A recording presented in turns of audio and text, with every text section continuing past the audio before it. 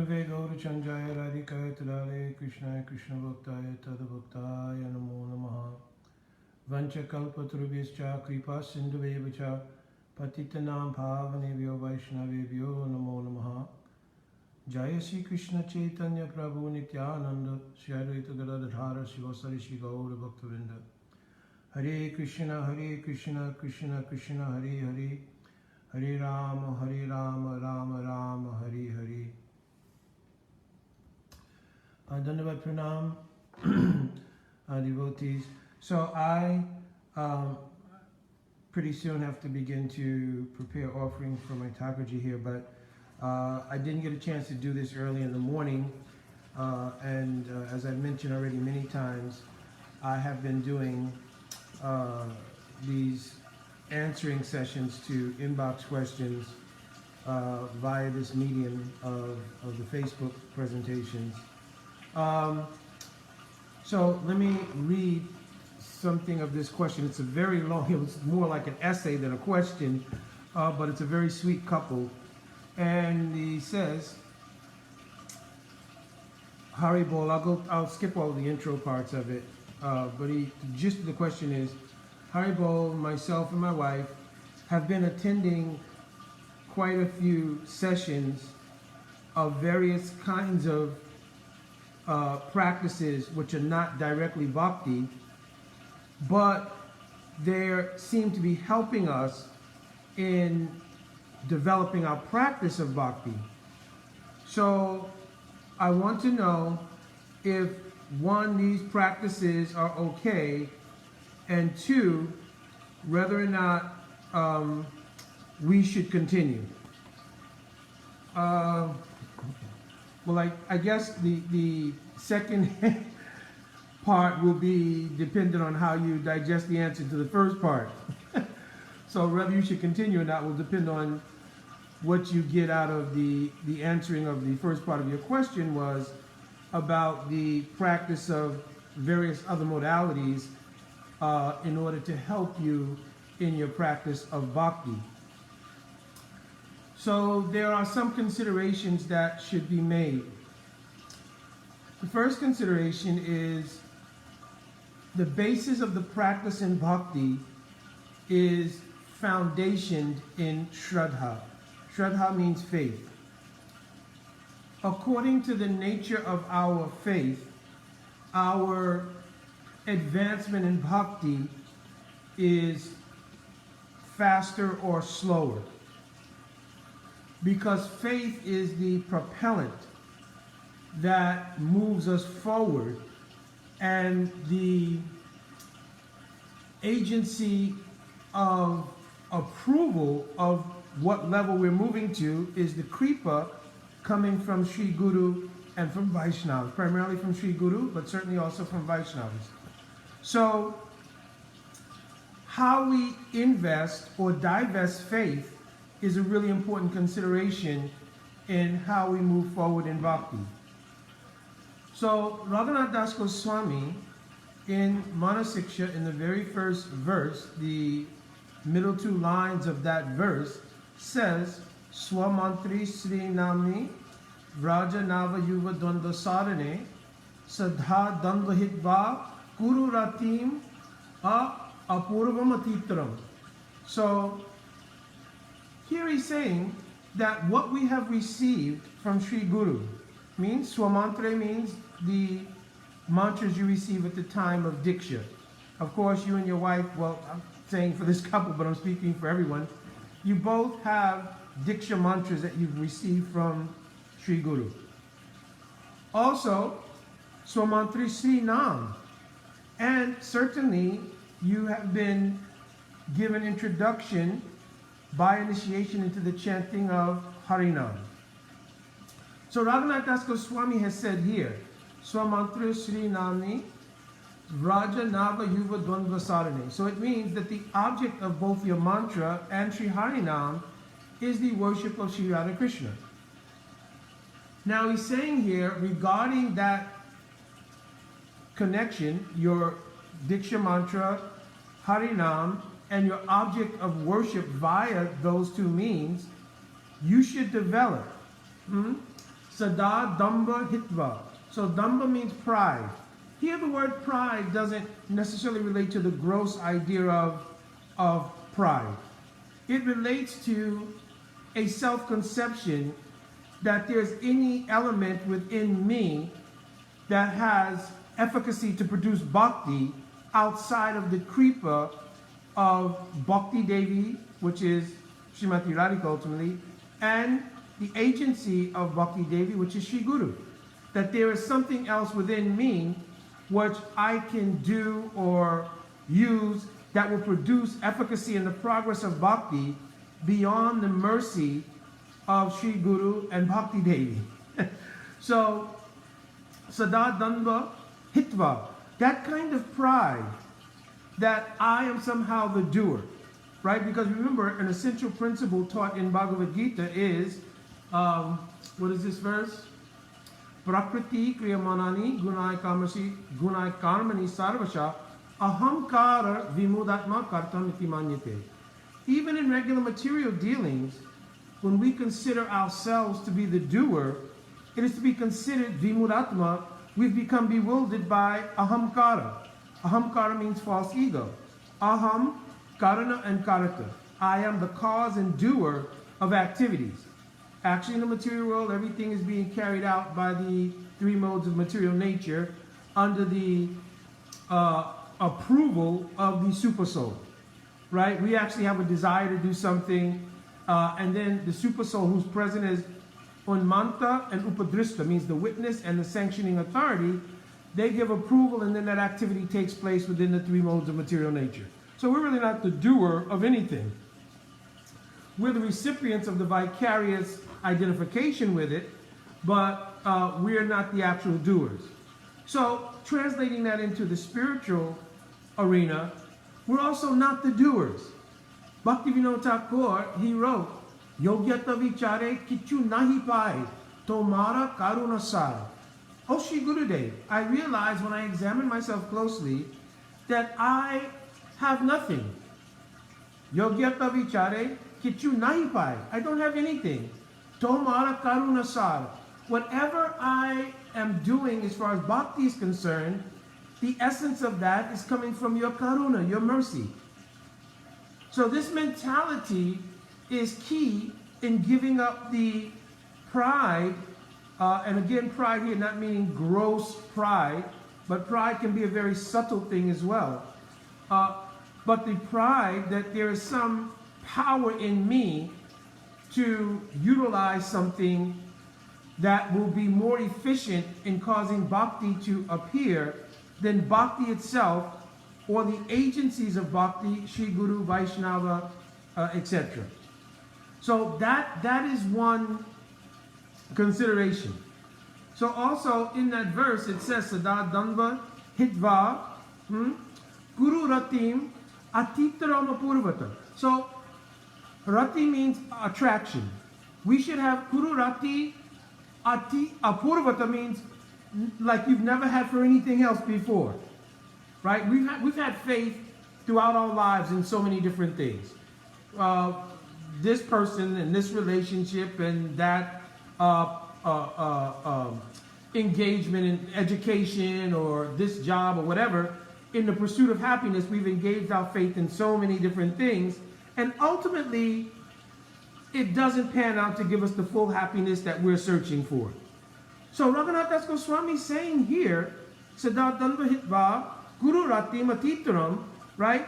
Develop a unprecedented, apurva attachment to Sri Nam, Guru given mantras, which means Guru, because the mantra given by Guru is not different from Guru.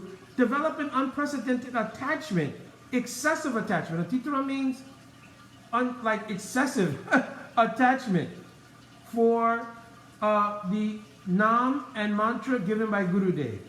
So the Nam and the mantra really comprise the essence of the practice of bhakti, right? Shravan, Kirtan, Vishnu Smaranam, etc. is all based around the essence of Harinam and then the Guru-given Diksha mantras, right? These are the two essential ingredients of sadhana bhajan, right? So, Raghunath Das Goswami says here, develop unprecedented excessive attachment for these two things. This is actually the greatest propellant in the process of advancing in bhakti. Now, I would advise to read Madhurya Kandamini and let Sri Madhurya Kandamini of Srila Vishwanath Chakravarti Thakur Pad be your alternative set of guidelines and engagement as far as understanding the peaks and valleys that naturally come in the circuitous process of growing in bhakti. Everyone doesn't have a straight line process. From previous impressions, I've got it and I'm just going straight up. Right? For many people, right, the path is up, down, a little bit this way, a little bit that way, right? It's almost like we've been intoxicated by the madness of material engagement for so many lifetimes that now that intoxicated residue is there. And so we're trying to walk the path of bhakti just like an intoxicated person. We lilt a little this way and trip and fall a little bit this way, right? But we continue walking on that path, right? So we should understand through Madhurya Kandamini how these peaks and valleys work. I'm not going through a whole class on Madhurya Kandamini. That'd be obviously that would not be a quick answer to a question here, right? But that will give you a template and also a baseline understanding of how to deal with these peaks and valleys and left and right in moving forward in the process of bhakti. And the reason I'm saying to take that as your alternative guiding principle, alternative inspiration, is because it stays within the proper conduit for your faith. As soon as we begin to invest faith outside of the line of what our Guru Parampara has given us, then there is some risk factor there. I'm not giving any kind of universal condemnation of various modalities. I'm not doing that at all. Certainly I'm not doing that in cases where there is some genuine, based on the karmic package that someone has, a genuine psychological or psychiatric issue that may need to be addressed professionally. So I'm not speaking, that shouldn't be done or this can't be done. But I'm just saying where there isn't a actual psychological issue, right, that, needs to be addressed from a medical standpoint, then we can let me try to manage my various dealings with my anarthas, essentially, via the medium which has been given by the acharyas in the very system I'm trying to make advancement in. If I go outside to any contemporary modality that someone's developed by their own insight, we cannot guarantee that that is infused with realization of a pure Vaishnava, a pure devotee. And therefore there's certainly some gamble in doing that. One of the biggest gambles in dealing with alternative modalities is that in general you will find, almost universally, you'll find that the attention focuses now away from serving Krishna to meditation and service to ourselves. You can look at any alternative modality and see how many times the I feature in that modality pops up. I think, or I feel, I want, I have, right? So this I-ism starts to dominate the consciousness, and therefore the idea of seeing myself in relation to my goal, which is service to Radha and Krishna, starts to become more about I. And because generally these modalities have a lot of elements of the mode of goodness, Bhagavad Gita tells us that the mode of goodness has two things. One is it conditions one to happiness, self-happiness, and it gives a false sense of knowledge. So what that's telling us is that the alternative modalities, for one, will start to feel good because things in the mode of goodness have a tendency to feel good. And secondly, it will give a rationale because it conditions one to a false sense of knowledge. No, this is correct. I mean, I'm doing this ultimately to go to bhakti. So just think about the statement. I'm doing this to go to bhakti. So it suggests there is a potency in that thing which is superior to the power of bhakti. I mean, just think about that. There's a suggestion that this particular modality I'm practicing has a potency, an efficacy to produce, my ultimate goal is to advance in bhakti. It has an efficacy to produce that greater than bhakti itself. Therefore, I need to do this in order to do bhakti. So, obviously, if you sat down and you really concentrated just on that phrase, then it would indicate, well, wait a minute, let me be a little cautious. Now, again, right, I don't want to sound like I'm speaking doublespeak here, but again, there are, for some people, and in some perspectives or some paradigms in their life, that certain things may be useful. So again, I'm not saying that's not true. I'm just saying if you're asking the question about the alternative modalities in relation to practice of bhakti, I'm speaking like I'm speaking now. If you're telling me how will we most efficiently build a community, right? Like we want to build a community to accomplish certain things, even if they're preaching. Let's say you want to preach, the Krishna consciousness, and you're trying to look at the most effective way to do it in a communal setting. And obviously in a communal setting, you have interaction with other people, so you're trying to figure out what is the best means of communication, dealing with conflict, dealing with, things that may arise in our communal setting while we're trying to serve.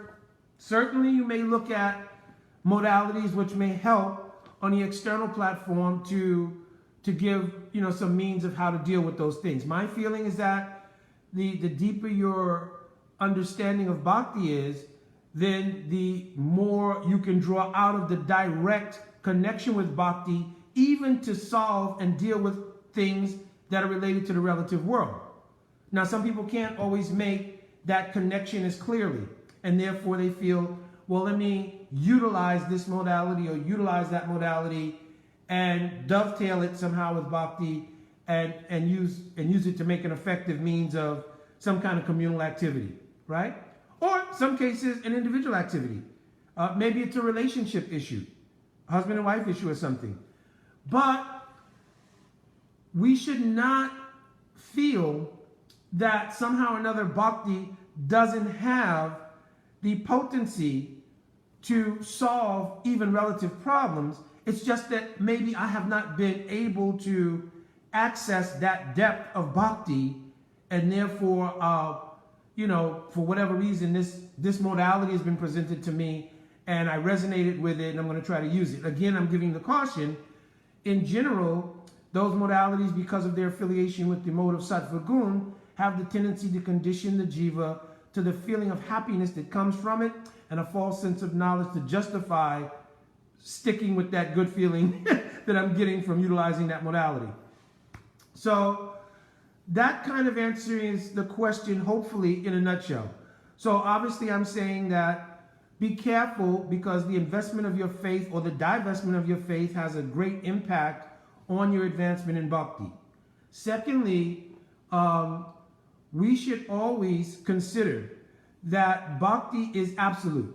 Even Harinam is absolute. Rather, we can access the depth of that reality or that fact is another thing, but we should know it is. In Shishashtaka, Mahaprabhu has spoken about Harinam, Nam Nam Akari Bahuda Nija Sarva Shakti. That Harinam itself has all power. He didn't say all power only on a certain level. He said all power. And in fact, such power that it can descend from the highest realm of revealing the Ashtakaliya Leela of the Lord all the way down to delivering the jiva from material entanglement. So its power is absolute, right? So take, for instance, a comparison to a particular modality you may be practicing. Well, that modality may have some superficial impact on the external consciousness, right? external feature of our consciousness, right? But it may not be able to penetrate certainly to the spiritual level. It may not be able to actually make deep changes in the chitta, right? And the Atma itself. Chitta means the deeper recesses of our consciousness, right? So Harinam, on the other hand, has the power to do all of it, to the deepest recesses of our Atma and our consciousness, all the way up to revelation of the highest spiritual truth. Now, it doesn't mean that we can access that level of potency of Harinam, because it does take practice, it does take the absolute investment of faith, for one, right? That means that, you know, what is it? Shraddha Shabde, Vishwashakahe, Shudrida Nishchoy, Krishna Bhakti Koili, Sava Kam Kritahoy. There has to be an idea that everything that I desire, want, aspire for, it can all be accomplished by my connection to bhakti and service to Shri Guru, Guru Parampara, and Shri Krishna. That everything can be accomplished. That is a actual step of faith, right? So if we don't have that level of faith, we have to have aspiration for it. And by divesting faith currency from that and investing it in this modality, that modality, etc., especially when the application that we're looking for is personal, right? Not a, let's say, like I mentioned, a communal idea or some organizational idea which we're applying these principles to, but actually applying them to a personal sense of unfoldment, it could be a little dangerous, right? On the other hand, if a person says, well, I'm going to utilize a class in conflict resolution or effective communication or marital counseling, etc., to make some kind of balance in my life to give me a better chance to access these deeper realms of bhakti.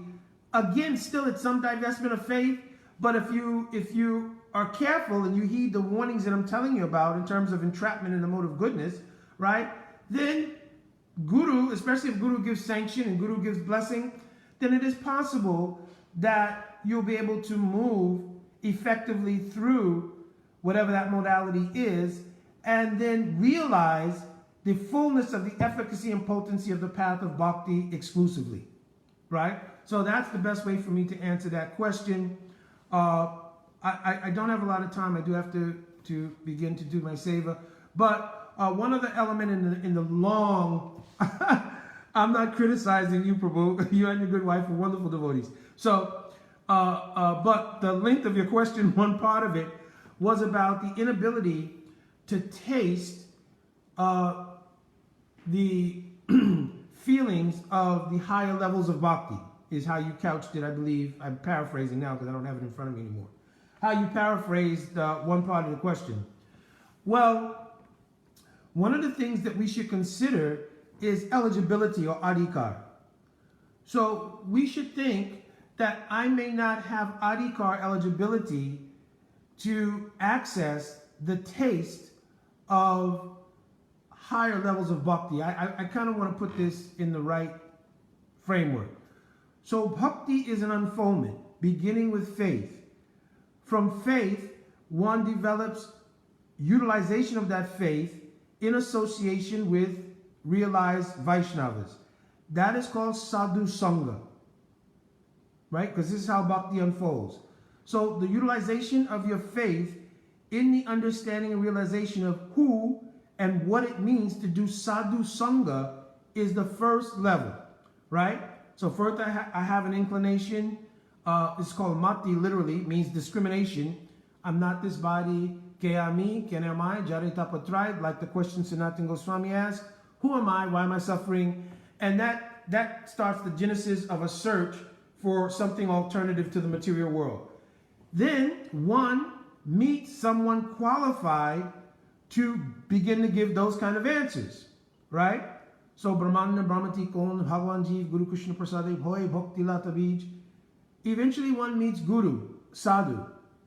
So Jiva Goswamis described what a sadhu is.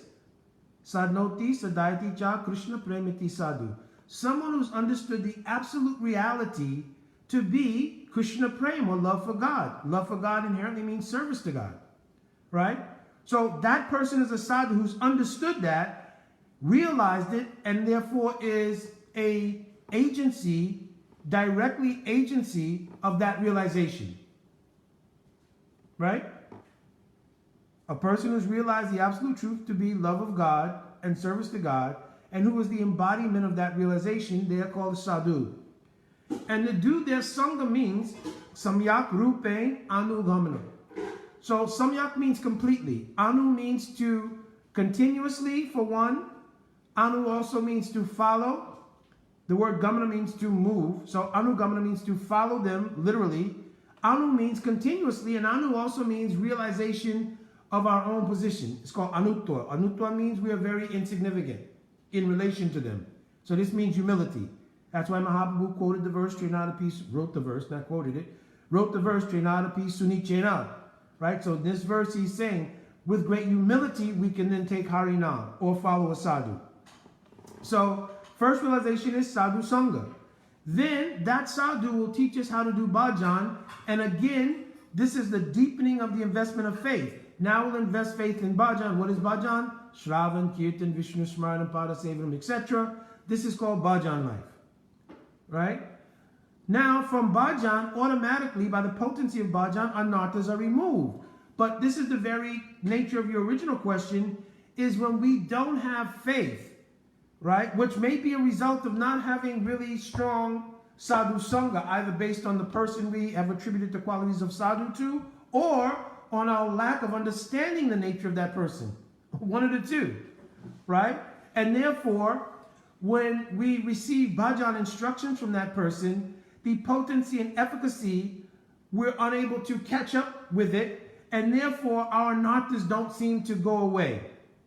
Now, of course, it's also based on previous impressions and previous sukritis, etc. Means our previous life's activities as to how strong the impressions and anarthas may be there. So, but the point being, if we're unable to utilize the efficacy of our bhajan life having been given to us by a sadhu, which automatically removes anarthas, but we find we're struggling with that, then we need to re-examine our relationship with the sadhu in terms of our own lack of ability to appreciate, understand, etc. that sadhu, or the quality of the sadhu, right? And this in no way indicates, you know, a offensive mentality. Oh, let me start judging everybody and trying to mentally evaluate everybody. It means by humble practice of Srinam and by study, etc., one can get more illumined about the nature of the true meaning of sadhu sangha, as I explained previously, right? And then one has a template to evaluate the quality of the sangha they have, right? Now, if one is fully invested faith-wise in that progression, and he comes to the stage of doing bhajan, anarthas will go away of their own accord. And even if there is some lingering, the 11th canto of Srimad Bhagavatam, I don't remember the numbers of these verses offhand, but it says, Jata Shraddha Matkateshu. Jata Shraddha. Jata means category, Shraddha means faith. Those who have developed the category of faith, Matkateshu, for hearing Harikatha from a sadhu, right? Jata Shraddha Matkateshu Nirvigna Sava Karmashu. But all of the elements of anarthas are still plaguing them to some degree. They haven't been able to get rid of all of their anarthas, right? Jata Shraddha Matkateshu Nirvigna Sava Karmashu. Veda Tukatmanam Kamam. They can understand, yes, these things are problematic. Having issues with this thing or that thing, it's a problem for me. Still, even though you have that understanding, Parityagyopi Anishwaraha. Anishwaraha means I don't have the ability to control it. Parityagya means the ability to give it up or to control it. Anishwaraha, I'm unable to do that. So then in the very next verse, Krishna gives a recommendation. Tato bhatete mam prita sharalu drida nishchoy. Jusamanasumam kamam dukho dharakam shagarayam. So one should still go on with full vested faith in the process of bhajan, in the process of bhakti. Shraddhalu drida nishchoy. Drita means firm. Nischoy means, connected firmly. Drita Nischoy, one should have firm determination, right, with Shraddha to continue doing bhakti. Tato bhajete mam prita. One should continue his devotion to me with fixed determination of faith. Jusamanashamam kamam dukko dharakam shagaryan. At the same time, one should hold some repentance in their heart about their inability to give up whatever it is that's plaguing them as far as the category of anarthas are concerned. Here it does not talk about debilitating, overwhelming feelings of guilt. So he doesn't mention that. The word used here, Jusamanashamam, means a repentance, a feeling of remorsefulness. So what balances it out that doesn't turn it into overwhelming guilt? The fact that I believe and I have firm faith that by maintaining my practice in bhakti, this thing will eventually be defeated. Sense gratification can't check bhakti. Bhakti sanjhatya bhakti. Bhakti comes from bhakti.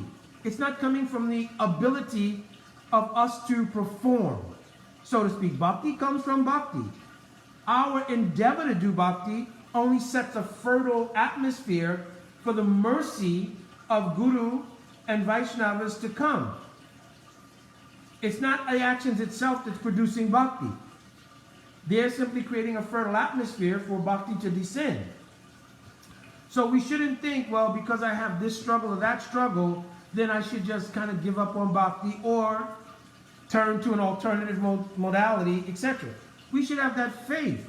Krishna is directly telling himself, I think this is Krishna giving instructions to Uddhava, directly telling him, no, once you develop a taste for my Harikatha, right, you have faith. So he doesn't mention ruchi here, so it's not meaning that stage, meaning faith. Jata shraddha mattateshu, you have faith in hearing my Harikatha, then stay strong in that. Stay strong in that.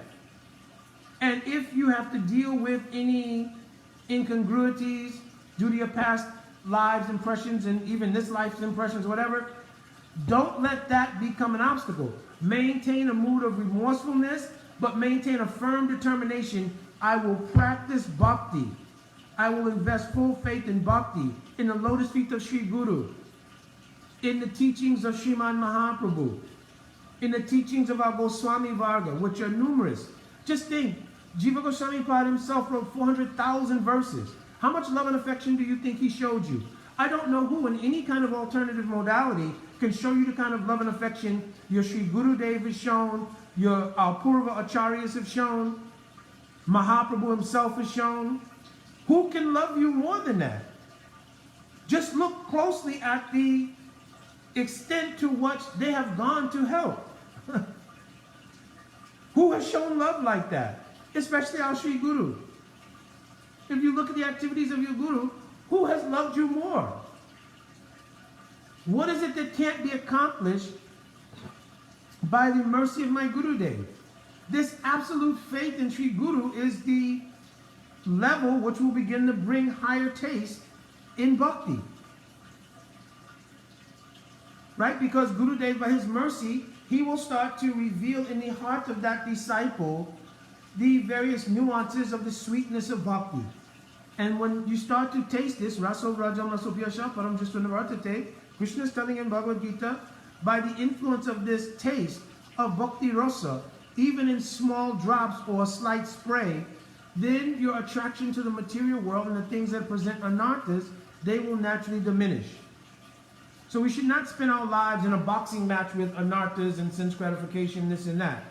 We should simply try our best, follow the process of bhakti itself, and bhajan has the potency to dissipate those things. It may be more gradual, right? And again, don't fight yourself if there's a gradual nature of the disappearance of those anarthas. And of course, if you read Madhurya Kandamini, it's going to tell you that these anarthas disappear in various stages as you progress in bhakti. So don't get caught up or frustrated or give up and think, well, you know, I'm going to try to do something else, right? And because I'm afraid of offending bhakti, I'll say I'm doing the other thing to help bhakti. So again, let's not be confused.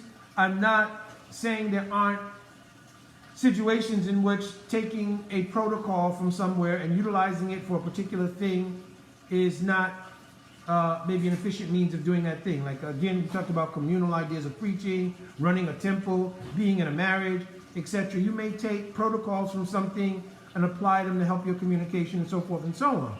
But be careful of first getting entrapped in the taste that comes from the mode of sattva gun. And when you start to find so much I-ness comes in my life, then you can realize there's not that much room for my dasitva, means my mood of being a servant. And therefore, I'm not as, and one of the symptoms will be, I don't get as much out of hearing Hari Katha as I do out of being in those discussions about me, my issues, my problems, your issues, your problems, and us, regurgitating back and forth these things and tasting that mixture, so to speak, in some kind of collective environment, right? So if I'm finding my inclination towards hearing Hari Katha wanes in comparison to my desire to deal with these things, that's a sign, right? Okay, I think I've gone way over. My good wife has already started the cooking of the offering for Tapaji, so I need to go ahead and get myself prepared as well. Thank you again for the question. It was actually a wonderful question. And actually, you answered many of the things in the statement you sent yourself, because I know you're very high quality of devotees, both you and your good wife. So my Dhanavad Pranam, Vancha Kalpaturvisha, Kripa Shindu Vaibhacha, Patitanam Pavanam, Vaishnava Namo Namaha. Jai Radhe Radhe.